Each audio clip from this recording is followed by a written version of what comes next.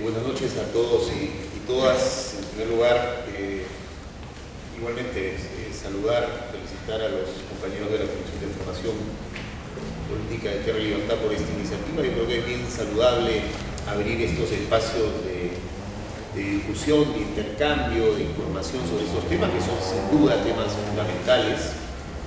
Y además abrirlos, literalmente abrirlos. Es importante además que esto no sea sola y exclusivamente un espacio de los compañeros de Tierra y Libertad, sino que lo podamos compartir con otros compañeros, otras compañeras que sin duda también aportan, hacen aportes importantes, como es el caso de Sandro y de Juan.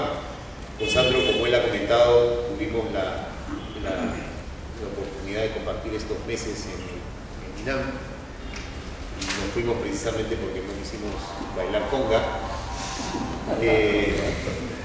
Y bueno, y también es bien interesante la presentación de Juan en el sentido de cómo una central unitaria de trabajadores abre el espacio al tema ambiental como un tema fundamental en la agenda, también desde una perspectiva y un enfoque de derechos, incluso de derechos laborales.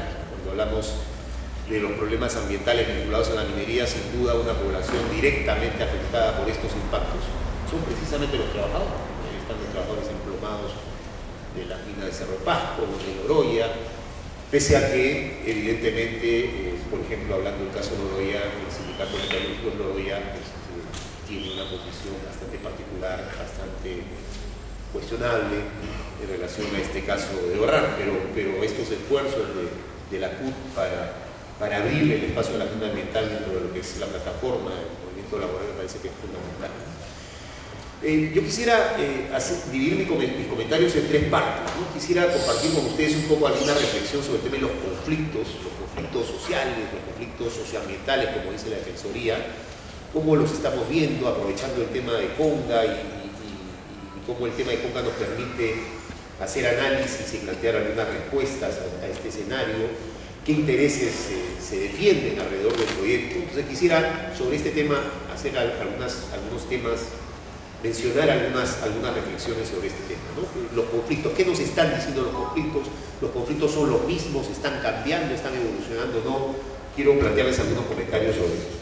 En un segundo momento, evidentemente, quiero referirme al caso Conga específicamente, lo que representó, por ejemplo, para la agenda del Ministerio, el estudio de impacto ambiental, y un poco después cuáles son las perspectivas, cuáles son los escenarios futuros. Sobre el tema de los conflictos, yo quisiera compartir con ustedes algunas reflexiones que me parecen básicas. En primer lugar, yo tengo la impresión que los conflictos vinculados a estos temas, los conflictos socioambientales, los conflictos vinculados a nuestras perspectivas, no son los mismos que eran hace algunos años, que están cambiando. Y es importante además entender cuáles son los aspectos de cambio en los conflictos, ¿no? Ustedes saben, si uno lee los informes de la Defensoría del Pueblo, el Perú se ha convertido en un país donde la mitad de los conflictos sociales son lo que la Defensoría denomina como conflictos socioambientales, más o menos 50, 52, dependiendo del mes, pero alrededor históricamente, desde que la Defensoría comenzaba a hacer estos reportes, la principal fuente de conflictos tiene que ver con la agenda ambiental. Y dentro de la agenda ambiental, los conflictos mineros son más o menos el 64%. Entre minería y hidrocarburos estamos hablando del 80% de los conflictos socioambientales. Entonces, ese es un cambio sustantivo, porque si por ejemplo hubiese existido la Defensoría a finales de los 80, comienzos de los 90, y uno hablaba de conflictos vinculados a la minería en la década del 80 o comienzos de los 90, el conflicto por excelencia en ese entonces era el conflicto laboral sindical. Las huelgas nacionales mineras paralizaban el país. En los últimos 20 años eso ha cambiado de manera sustantiva. Lo laboral sindical, el conflicto laboral sindical vinculado a la minería ya no es el conflicto fundamental, y ahora es el conflicto socioambiental. Pero creo que además el conflicto socioambiental en los últimos 15, 20 años también ha cambiado. No es lo mismo Tambo Grande, no sé si ustedes recuerdan el caso de Tambo Grande, en el 2002 fue el primer gran conflicto minero que se mediatizó. No digo que haya sido el primer conflicto socioambiental minero, pero fue el primer gran conflicto que llegó a los medios de comunicación, fue el conflicto además que logró una estrategia comunicativa importante, fue el conflicto que planteó el derecho a la consulta, fue la primera consulta ciudadana que se organizó en América Latina, no solamente en el Perú, en América Latina, frente a un proyecto minero, fue el primer conflicto que además contrapuso minería con la agricultura, y fue un conflicto realmente emblemático.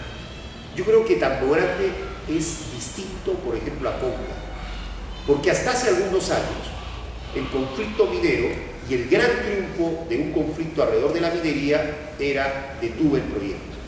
Entonces Tambo Grande fue eso. Se organizó la consulta, junio del año 2002, si mal no recuerdo. La consulta, mayoritariamente la población le dijo no al proyecto minero y se detuvo el proyecto. Y esa fue la gran victoria, y efectivamente fue una gran victoria. Igual fue Quilix, igual creo que han sido otros casos. Yo tengo la impresión que en los últimos grandes conflictos que han habido en el país, la victoria ya no es exclusivamente detengo el proyecto. Y creo que esa es una evolución cualitativa importante. Ya la victoria no es pude detener el proyecto, sino que además de eso, de detener el proyecto, que sin duda es un factor importante, ya hay un claro cuestionamiento al modelo, a las políticas públicas que están detrás de este crecimiento de la minería. Se cuestionan las políticas de concesiones mineras, se cuestiona que no haya fiscalización ambiental, se cuestiona que la autoridad ambiental esté pintada en la pared, se cuestionan las reglas de inversión que son muy favorables, se cuestiona que no haya el derecho a la consulta, pese a que el Perú, como dijo Juan, firmó el convenio 169 en 1995 y nunca lo implementó. Es decir, hay también un cuestionamiento claro y abierto a las políticas públicas que están detrás de esta expansión invasiva, vertical, autoritaria de la actividad minera. Yo siento que eso es un cambio fundamental. Y creo que hay datos, además de la realidad, que muestran que ese cambio se está dando. Los conflictos no solamente han aumentado en número, como dice la Defensoría, cuando se inició el gobierno aprista eran 88 conflictos socioambientales, cuando terminó el gobierno aprista eran más de 200, ¿no? Y en este año han crecido más o menos 32 conflictos más. Es decir, los conflictos no solamente han aumentado en número, sino los conflictos también han aumentado en intensidad. Los conflictos son cada vez más intensos. Antes Tambo Grande era en Piura, en Espinal y Tintaya era el conflicto y era allá. Ahora el conflicto polariza al país, Conga polariza al país, se discute, se debate, los medios abordan el tema, ¿no? Y los antimineros dicen, y unos dicen que esos son antimineros, los otros dicen mineros fundamentalistas, es decir, el país se polariza. Y tanto se polariza que en diciembre pasa un hecho que nunca había pasado en el Perú ni en América Latina. Un conflicto minero se trae abajo a todo un gabinete. Abre una crisis política que se inicia cuando el MINAM decide darle una mirada al impacto ambiental y todo el mundo salta hacia el tema. Bueno, todo el mundo no, la empresa y todos los que están interesados en que esto siga, continúe bajo la misma regla de juego, ¿no? Se polariza, vuelvo a decir, y se abre una crisis política que se trae abajo a todo un gabinete que tenía 4 meses, de un gobierno que tenía eso. Eso nunca había pasado. Y es, creo yo, un indicador claro de esta polarización que se genera en torno a estos conflictos. Pero además, como también alguien dijo, no solamente se trajo abajo un gabinete, creo que Sandro lo mencionó, sino que fue un poco el parteaguas y la clara reorientación política de un nuevo gobierno, ¿no? Que dijo, ya no me voy por la gran transformación, ya no me voy ni siquiera por la hoja de ruta, sino más bien me voy por la gran continuidad. Conga fue eso. No solamente fue la crisis política dentro del gabinete, que sin duda es un hecho importante, sino que a partir de Conga se abre un proceso de reorientación política a una lógica mucho más conservadora, más de derecha. Claro, la diferencia entre Valdés y Lerner es evidente, la diferencia entre el gabinete de Lerner y el gabinete de Valdés es diferente, es evidente. Entonces se produce toda esta recomposición y esta clara reorientación.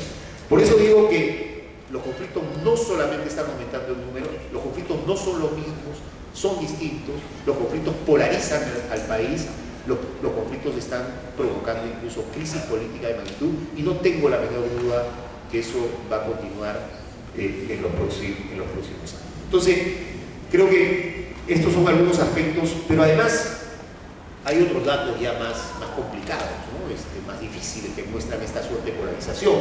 Entre enero del 2006 y septiembre del 2011, casi durante el quinquenio aprista, 195 personas murieron como consecuencia de los conflictos sociales.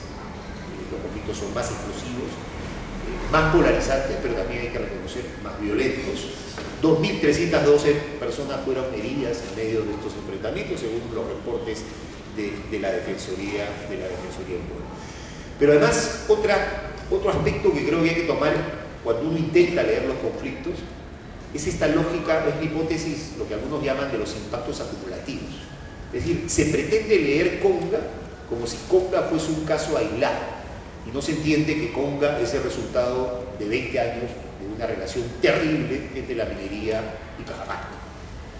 Y además no se entiende que la población en Cajamarca dice es Conga, pero por lo menos hay 4 o 5 proyectos más de la magnitud de Conga: Tantahuatay, Galeto, Michiquillay, en la misma zona, en el mismo ecosistema. Y ahí uno dice, bueno, los estudios de impacto ambiental permiten evaluar proyecto por proyecto. ¿Y qué pasa cuando en una zona hay 3, 4 o 5 proyectos que van a causar impactos ambientales, pero impactos ambientales acumulativos? Ahí los instrumentos ya no responden, el ley ya no sirve, no funciona. Hay que pensar en otro tipo de instrumentos. Y eso en los temas de lo que se conoce como las evaluaciones ambientales estratégicas, cosas que también queríamos colocar en la agenda y que evidentemente no se pudo. La experiencia del INAM y el caso del estudio de impacto ambiental, algunos datos rápidos, ¿no? Cuando se nos invitó a Sandro, a Hugo Cabieces, al ministro Giesecke, a mí y a todo el equipo en realidad que llegamos, el mandato claro era, oiga, construya una autoridad ambiental en serio. En este país, efectivamente, el Ministerio del Ambiente se creó en el 2008, ¿no? En mayo del 2008.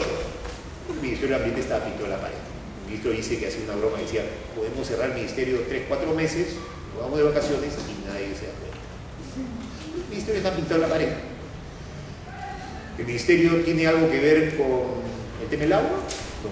La Autoridad Nacional del Agua forma parte del Ministerio de Agricultura, no es una autoridad adscrita al Ministerio del Ambiente.